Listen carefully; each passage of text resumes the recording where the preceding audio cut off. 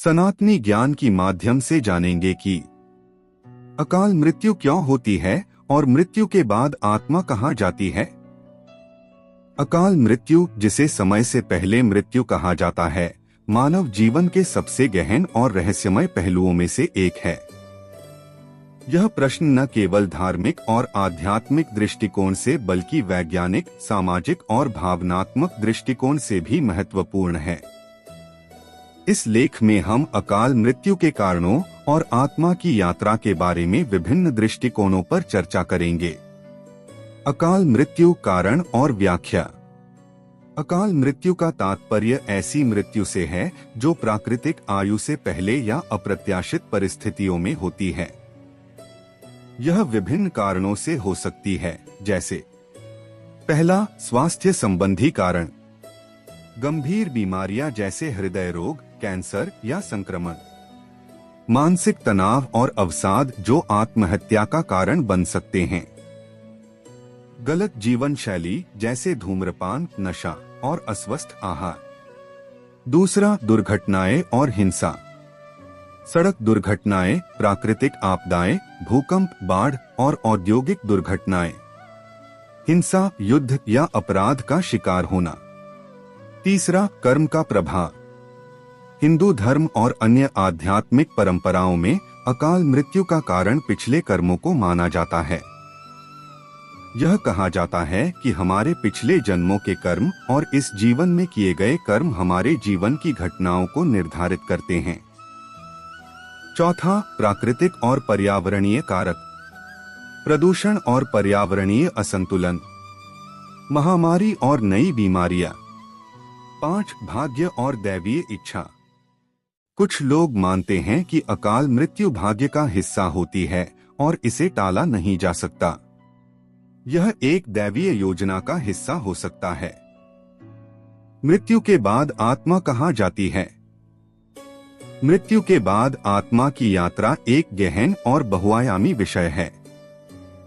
विभिन्न धर्म, परंपराएं और दर्शन इस विषय पर अलग अलग दृष्टिकोण प्रस्तुत करते हैं। हिंदू धर्म के अनुसार, हिंदू धर्म में आत्मा को अमर माना गया है। यह शरीर को छोड़कर एक नई यात्रा पर निकलती है। आत्मा की यात्रा निम्नलिखित चरणों में होती है। मृत्युलोक से प्रस्थान। मृत्यु के समय आत्मा शरीर को छोड़ती है। यह कर्म और संचित पुण्य के आधार पर अपनी अगली यात्रा तय करती है। पुनर्जन्म या मोक्ष। यदि आत्मा ने अच्छे कर्म किए हैं तो इसे स्वर्ग या उच्च लोक में स्थान मिलता है। यदि बुरे कर्म किए हैं तो आत्मा को नरक में पीड़ा सहनी पड़ती है। यदि आत्मा ने आत्मज्ञान प्राप्त कर लिया है तो इसे मोक्ष मिलता है और यह जन्म मृत्यु के चक्र से मुक्त हो जाती है। बौद्ध धर्म के अनुसार, बौद्ध धर्म में आत्मा का अस्तित्व नहीं माना जाता बल्कि चित्त या चेतना को स्थानांतरित माना जाता है। मृत्यु के बाद यह चेतना पुनर्जन्म के चक्र संसार में प्रवेश करती है। कर्म के अनुसार अगला जन्म निर्धारित होता है। 3, इस्लाम के अनुसार, इस्लाम में आत्मा मृत्यु के बाद बारज़ख मध्यावस्था में जाती है। कयामत के दिन उसे उसके कर्मों के आधार पर जन्नत, स्वर्ग या जहन्नुम, नरक में भेजा जाएगा। यह पूरी तरह अल्लाह की इच्छा पर निर्भर करता है। ईसाई धर्म के अनुसार, ईसाई धर्म में यह विश्वास है कि मृत्यु के बाद आत्मा ईश्वर के सामने जाती है। इसे स्वर्ग या नरक में स्थान मिलता है जो जीवन में किए गए कर्मों पर निर्भर करता है। आधुनिक और वैज्ञानिक दृष्टिकोण। आधुनिक विज्ञान आत्मा की अवधारणा को स्वीकार नहीं करता, लेकिन मृत्यु के बाद जीवन के सवाल पर शोध करता है। नियर डेथ एक्सपीरियंस जैसी घटनाओं में लोग मृत्यु के करीब अनुभवों को साझा करते हैं, जो इस बात का संकेत देती हैं कि चेतना शरीर के बाहर भी अस्तित्व में रह सकती है। आध्यात्मिक दृष्टिकोण। अकाल मृत्यु और आत्मा की यात्रा को समझने के लिए विभिन्न आध्यात्मिक शिक्षाओं का अध्ययन किया जा सकता है। कर्म और धर्म। यह मान्यता है कि हर क्रिया का फल होता है। अगर किसी ने पिछले जन्मों में अधर्म किया है तो इस जीवन में उसे अकाल मृत्यु का सामना करना पड़ सकता है। आत्मा की शुद्धता और चेतना। आध्यात्मिकता में आत्मा को शुद्ध, अमर और अनंत माना गया है।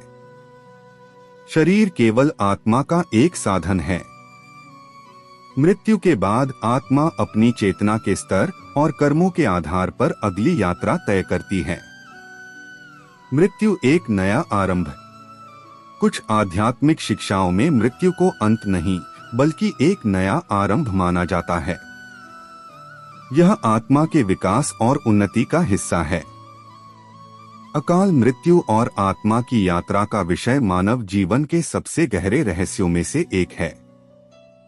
धार्मिक, आध्यात्मिक और वैज्ञानिक दृष्टिकोण हमें इसे समझने में मदद करते हैं।